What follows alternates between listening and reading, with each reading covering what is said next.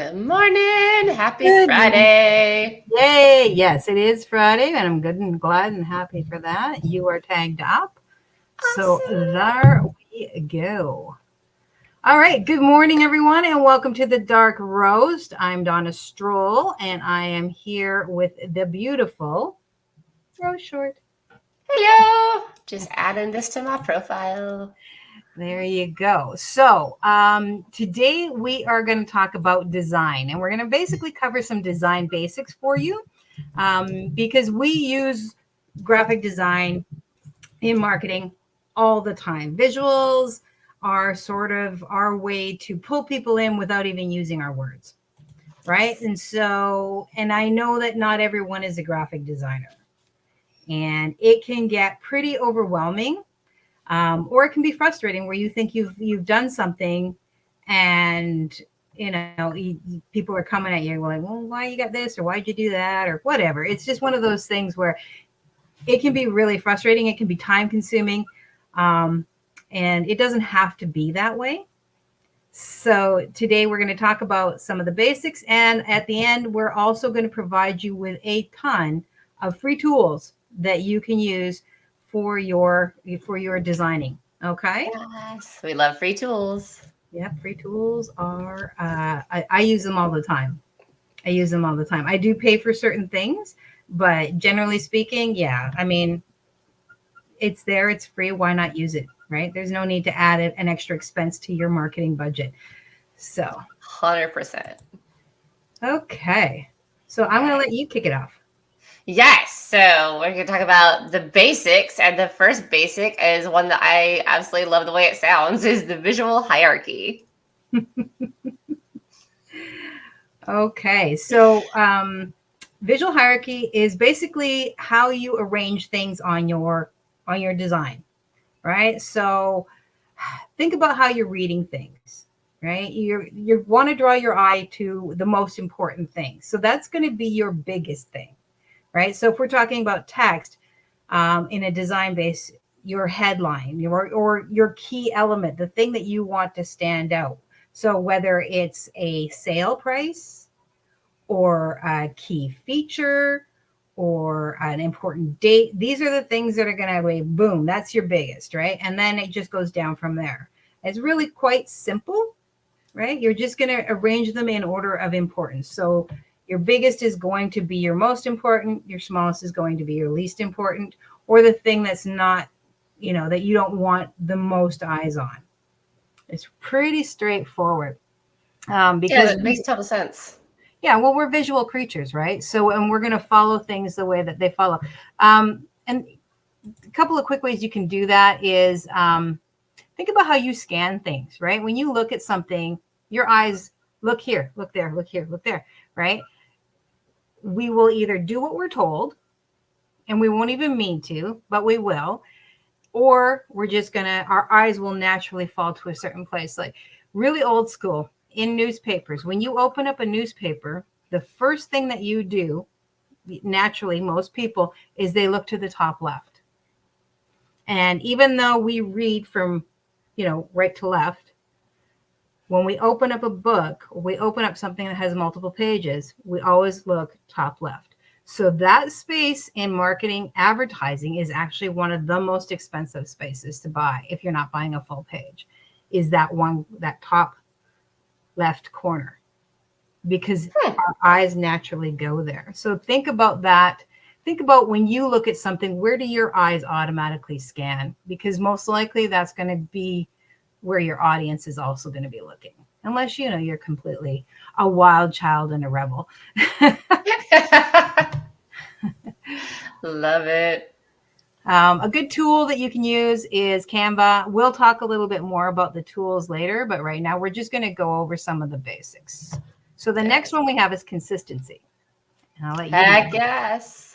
Okay, so we talk about this all the time. Consistency is key, right? And it's the same with posts. It's the same with when you're doing stuff like this. You want to use the same colors, the same fonts, the same styles to build out the materials to build brand recognition. You don't want to have like one theme that's bright pink and then bright blue and then neon green and then black and red. Like you want to keep it all very consistent.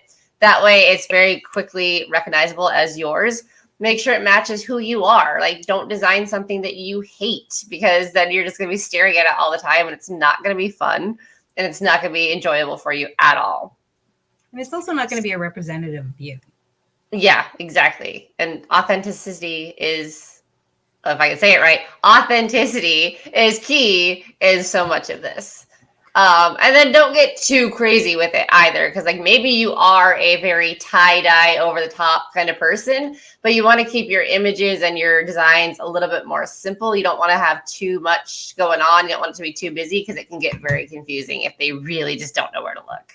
Yeah, absolutely. Now, the next thing is color theory. Now, we learned some of this in elementary school, you know, what are color blocks and stuff like that. But really, it's just the art of choosing complementary colors. All right. And so colors evoke emotion. There's a reason that red is stop. Okay. Orange is a color that denotes action and danger, which is why a lot of big equipment companies use it. Any kind of, you know, construction tends to use orange and black, or yellow and black is another one. It's the same thing. It's a bright, and bees, wasps. Okay. These are colors that, you know, denote pay attention and be careful. And all colors have emotions attached to them, right? So having the right color schemes can really make your content pop. And it also lets people know who you are without actually saying a word, right? So your palette, people will judge you by your palette. So if you use a lot of pinks and purples and stuff like that, people are automatically going to start thinking girly. Right? They're going to start thinking, okay, you're softer, you're more, you know, if you use more pastels and stuff, they're going to automatically think that you're softer. You know, if you're using very like bold colors or, you know, very bright primary colors and stuff like that, they're going to automatically think vibrant, you know, laugh, jokey, artistic, that kind of thing. If you're using blacks and reds and golds, they're going to think more in terms of black and red will be more passionate, whereas black and gold, more professional, you know, more not professional in the sense like business professional, but professional in the sense like, what's the proper word for it? Financially higher up, like it just conveys. Yeah, more affluent. That's the word I'm looking for. So, you know, your professional colors tend to be a lot more blues. You know, like if you look at a lot of business, they're using blues and they're using greens, and they're, you know, they're very solid colors. So if you're a more earthy person, you're going to tend towards more earthy colors, right? And that's what people are going to see when they see those colors. So it's a good idea to really think about not only like when you're thinking color theory, not just what colors go together, but what kind of emotions they're conveying, and that they're evoking the right emotions, the things that you want your customer base to immediately have those feelings. Okay. And there's a really cool tool called Coolors. It's Coolors. And it's actually really neat. It helps you pick color palettes. And we'll put that link down below as well. That is awesome. And then secondary to that, of course, is your font, your typography. Fonts are the bane of my existence. I have spent more time looking for the right font than I do pretty much anything else. Yep, I can believe it. Yeah. It's all about selecting the right fonts for whatever it is that you're trying to put out there. Fonts they can be loads of fun, right? Because, and yeah, it's a serif font or a non-serif font. So a non-serif font is better for on screen, most cases. And the reason, like, especially if you're doing a lot of text, because it's the straight lines. There's no little ticks at the end. That's a non-serif font. A serif font has the little ticks. So like Times New Roman, serif font, Arial, non-serif font, pretty straightforward. But that's if you're doing like a big block of text. But when you're doing design, there is a multitude of options that you can put out there. Again, like your colors, you want it to match what you're trying to say. So if you're an artist and you're using the bold colors, then funky fonts are absolutely cool. But if you're trying to do something and coming across as a very, professional or serious, you probably don't want to use those funky fonts. You want to stick to some very, corporate style fonts. And Canva's good for that. It gives you actually like display and corporate and all of those things. So it makes it a little bit easier for you. They also, fonts, you can have wacky, you can have folksy, you can have spiritual, professional, like it really doesn't matter. There's fonts for every kind of mood. Another key thing that you want to think about when using fonts, when you're doing design, is no more usually than 3 per design project. If you start using a different font for everything, it's cluttered, it's messy, and it just looks, for lack of a better word, tacky. Yeah. Well, and you kind of want to be careful with the fancy ones, right? Because sometimes like they look really cool, but they're so fancy you can't read what it actually says. Yes, readability is another key thing when you're choosing your fonts. I know that for a while there was like the hairband style fonts, and they look super cool, but who the hell knows what it's saying, right? And if this is your brand or your logo, you're trying to put out there, you want people to easily be able to identify it and understand what it is saying. And usually it's like your headline, your subtitle, and then your text, your body text. So that's the 3 fonts that you're going to use, right? You're going to use one for your main, one for your, and you can use the same all the way through, just different sizes. There's no law that says you can't, but try to stick to no more than 3.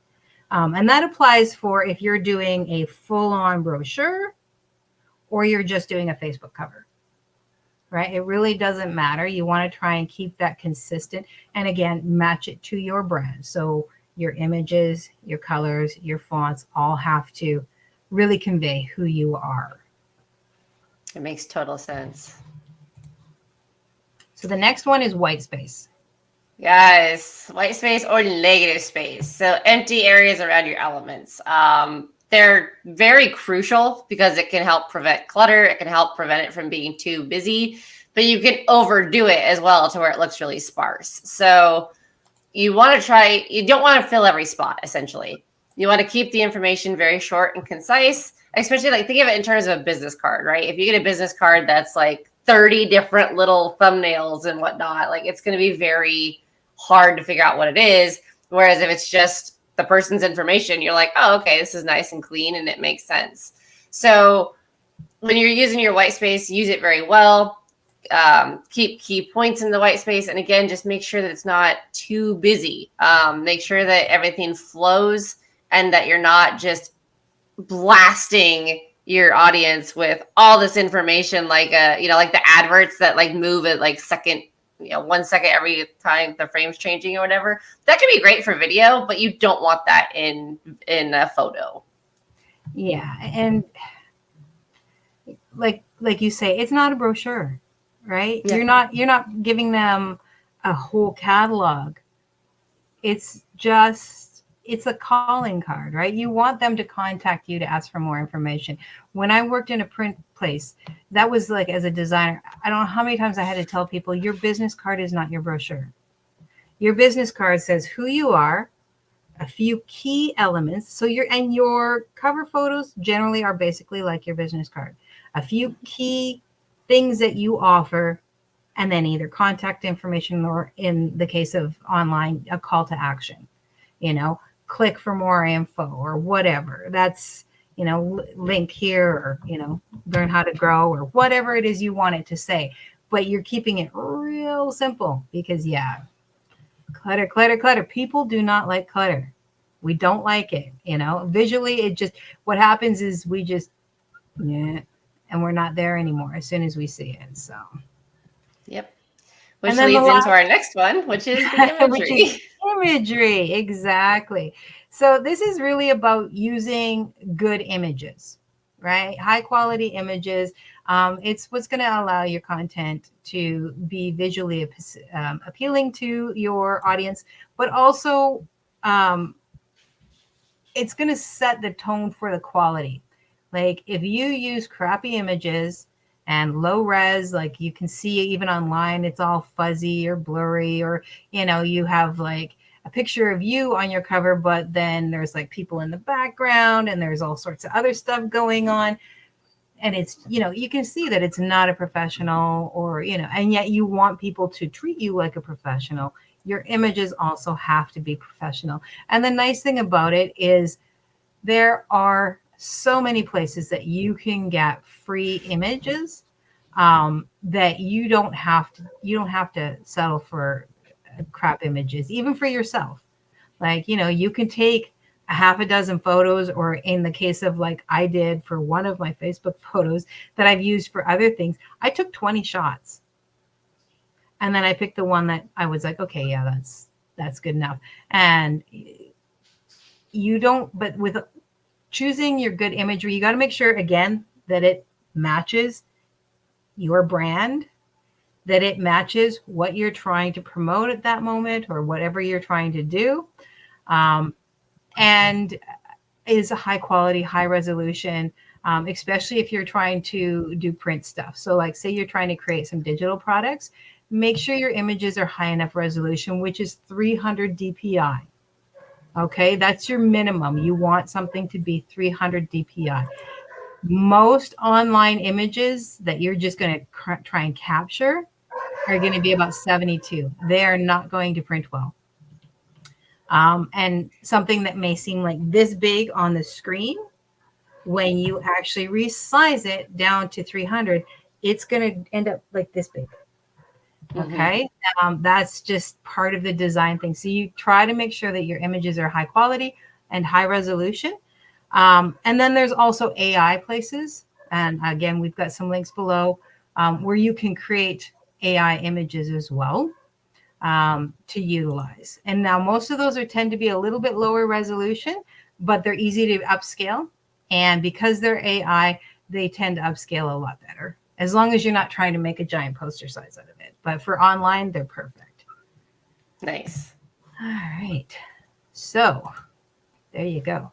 Now on to the free tools. Yes. Love the tools. All right. So there are tons of free tools out there. I use a lot of them. I know that you use some as well. Whether you're looking to do printables or digital products or for content or branding, there's just the options out there are many, and you can always upgrade at a certain point when you're ready to. Like I've upgraded to the Canva Pro simply because there's just certain things that I don't want to bounce around. Not that I can't do what I need to do somewhere else. I just would rather be able to do it all in one place. So the first one up, Canva. Okay. Canva is pretty much everybody knows about Canva by now. There's loads of different creators out there who offer tips and tricks. They also have their own tutorials on site that you can go through. It's very drag and drop. There's lots of templates. There's lots of graphics and different things that you can do. Yes, a fair chunk of it is pro. So sometimes you do have to scroll a while to find what you're looking for, because they don't make it easy to filter out the free for everything. I mean, they do for a couple of things, but for most things they don't. So you are going to have to make sure that the little crown or whatever isn't in the corner.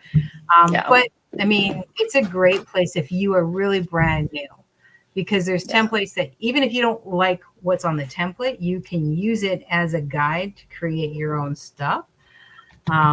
So yeah, I like it quite a bit. I use it quite a bit. I do find that certain things frustrate me, like when I create ebooks, because I'm used to using InDesign and whatnot, that sometimes Canva is a little limiting. But if you're not used to making ebooks, it's easy. So yeah, I love Canva. I'm in it probably 3 times a day. Yeah. Yep. most of my cover photos, my thumbnails for my YouTube channels, like all that runs through that. Even my newsletters for Ice Wellness, like there's just tons of stuff I make in it. Quick tip for Canva Facebook covers. You need to leave about an inch, like visually an inch above and below, because it's not the whole, right? Even though it gives you that big space, it's actually not that's visible. So leave just visually an inch above and below your content. And also think about where you're going to put your picture. Always have your picture on your cover. Okay. It can be a fun picture. It can be a more airy, or it can be a very professional picture, whatever you need that matches your brand. But people want to see you. So try to have it to be just you, unless, you and your partner are doing the business together and you have a page and you want to make sure that you're both on it, then whatever. But generally speaking, yeah, just you. Try to keep it to just you. And for YouTube, again, the banner is not the right size. So please look online. Not even close. Yeah, I looked online. I did a quick search for YouTube banner sizes. If you do that, there's actually a template out there that gives you some really excellent information on where things cut off depending on how you're viewing YouTube. So, just keep that in mind when you're doing that for banners. Yep. The next one is Pixel Cut. Now, this one, because in the free version of Canva, you can't do things like remove background, use the magic eraser, or upscale an image, where Pixel Cut allows you to do all three of those things for free. So, cool. So if you have an image that you want to remove the background on, but you don't have Canva Pro, you can just pop it into Pixel Cut and it will do the same job. And then you can just move it back over. For images, like say you've got an AI image that's smaller and you want to upscale it, it will do that. So what that does is it tries to fill in the pixels and make it at a higher DPI resolution. It works for some things. It won't work for if you're trying to take something really small to something bigger, but it can do it for something where you're just trying to increase the size a little bit, or it's a good size, but you just want to increase the resolution more. So that's a good thing to use. Makes sense. Oh, and you can also edit, clean up some images. Like that, a magic eraser will allow you to get rid of like that little thing that's off to the side or whatever that you don't want. Right. Yeah. And then coolers or coolars, I don't even know how to pronounce it. You talked about earlier for color palettes, shows you what works, what doesn't. Basically just helps you make sure that your colors are in harmony versus counterproductive and distracting. Yeah. And the other cool thing that it does, because it's free, like it has a free version as well. You can give it like a color and it'll give you some colors that match that. So like say you have a color you really like, and then it can provide you a good palette of like 5 or 6 different colors that go well with that. It also provides you the color number. So you can put that into Canva and then save that as one of your brand colors, or save the whole palette as your brand colors. And then Canva will have that information for future. Nice. Yeah. So I thought that was kind of cool. That's cool. And then fonts. Fonts. I love fonts. I personally use Text because it's a lot of fun, but Font Space is the one that you were talking about. Text is great for online. Yeah. So like for your social media, converting and having some fun with that.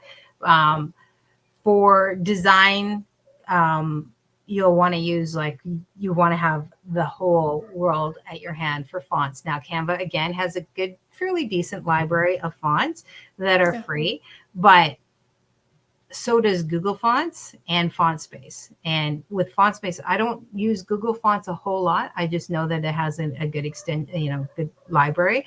FontSpace has an amazingly large library, and it also tells you whether it's for public or commercial use.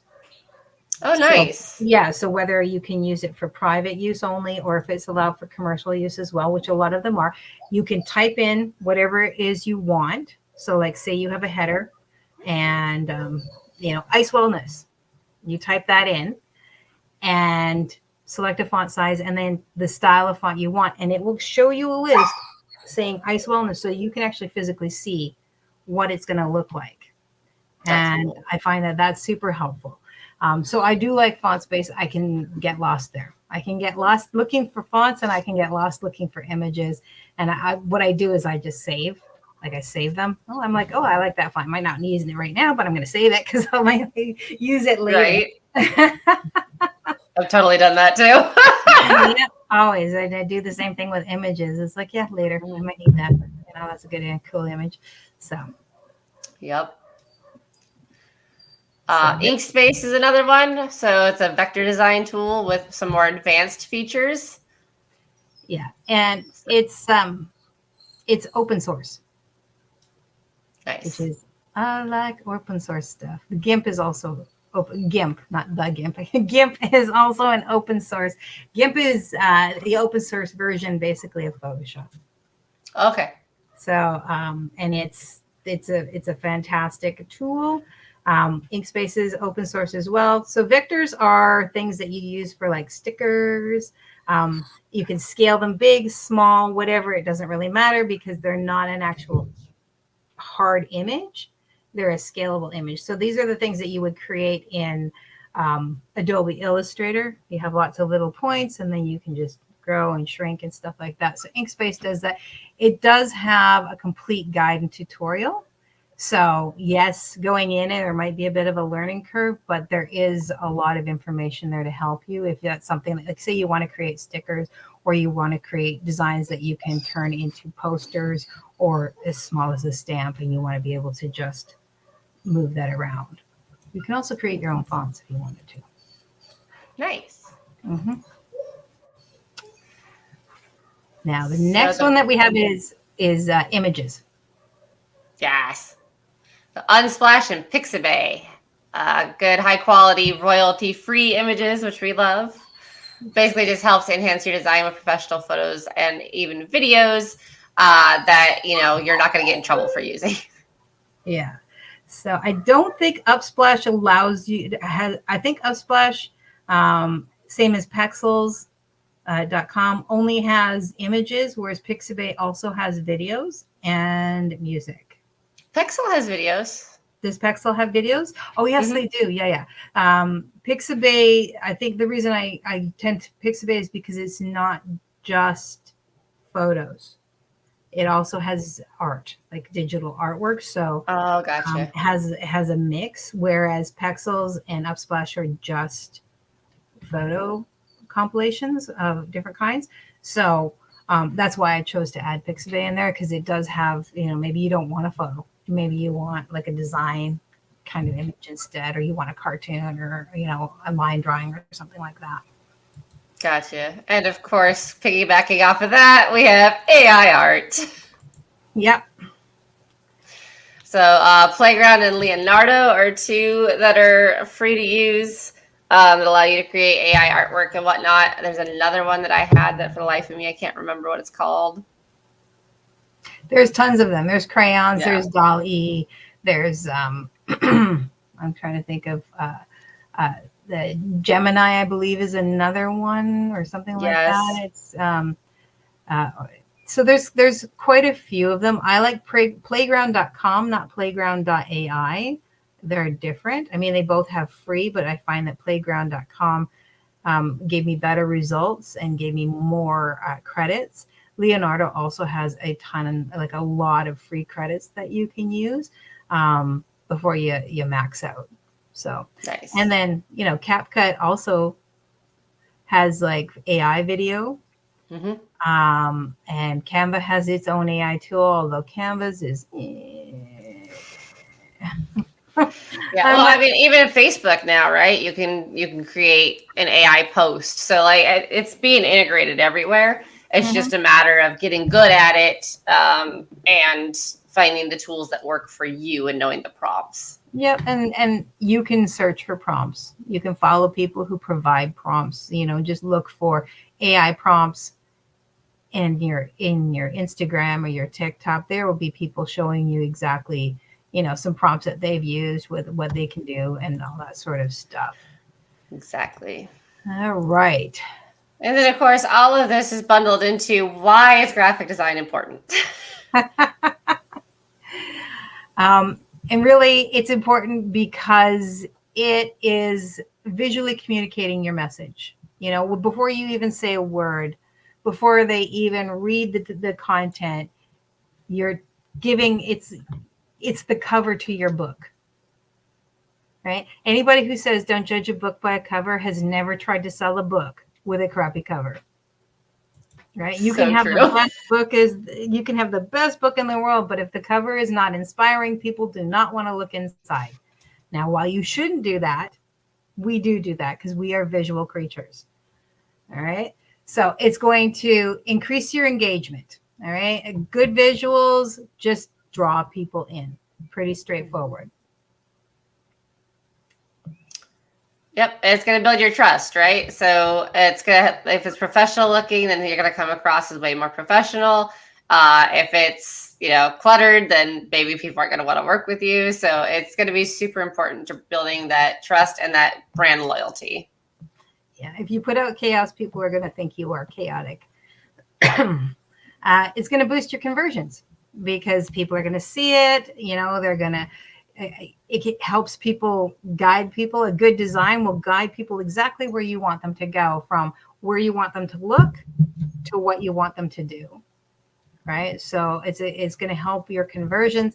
And so making sure that your design is on point is going to help that for you. Yep. And then of course, brand recognition, right? Consistency. Like we have it so many times where you see black and white with like a check mark and you think Nike because of the swoosh, right? Like it's going to build that up. There's certain color schemes that when you see them, you're just like, oh yeah, this brand. It's just automatically your brain goes there. And that's because they've done a really good job of building out that brand recognition. So it's going to be key, especially if you're going across multiple platforms, because you want your Instagram and your Facebook and your Pinterest and your YouTube and everything to be recognizable with each other. Because again, it leads that consistency, but it also gives just that extra layer of trust. Yep. So, I mean, that's all of this is what's going to help increase your engagement. It's going to help just have people see you as being a more professional person. It's going to build that trust where they're going to be more comfortable with you. All of those things. And like we said, for those that are on a budget, there are tons of free tools out there. And I will add those to the comments section and to the description, just so that you guys have access to them. We aren't making any money off of that. We just want you guys to be able to, have free tools and be awesome. Exactly. All right. So I think that is about it for us today, my dear. I think so too. Pretty much wraps it up. Yeah. So next week, I was thinking. I love what you're thinking because I saw what you're thinking. Overcoming analysis paralysis, taking action and iteration, because the longer we look at something, sometimes the harder it is to take a step, because we get information overload, all of those things. We, trying to analyze what we're doing and is this the right step? So let's talk about Or we just don't know, right? We haven't been told how to read the data. And so maybe you can tell that your percentage is low, but you don't know why. Yep. So instead of feeling stuck and lost and in a panicky situation, low-key panic, let's not. All right. As always, if you have any questions, any comments, let us know. If you you can reach out to myself or Rose. We have different skill sets. I'm on the design. Rose is great with a lot of the technical stuff, especially the analytics and videos. So again, if you've got questions, reach out to us. If I can't answer you, maybe Rose can. And if Rose can't answer you, maybe I can. And if we can't, we will find somebody who can. We will find you the answers, because that's how we roll. If you're watching this on a replay, please drop a hashtag replay. And don't forget to subscribe, like our podcast, Feel free to share it if you thought it was helpful. And until next time, happy Friday, people. Yes. Enjoy it. All right. Have a good weekend. Bye, guys.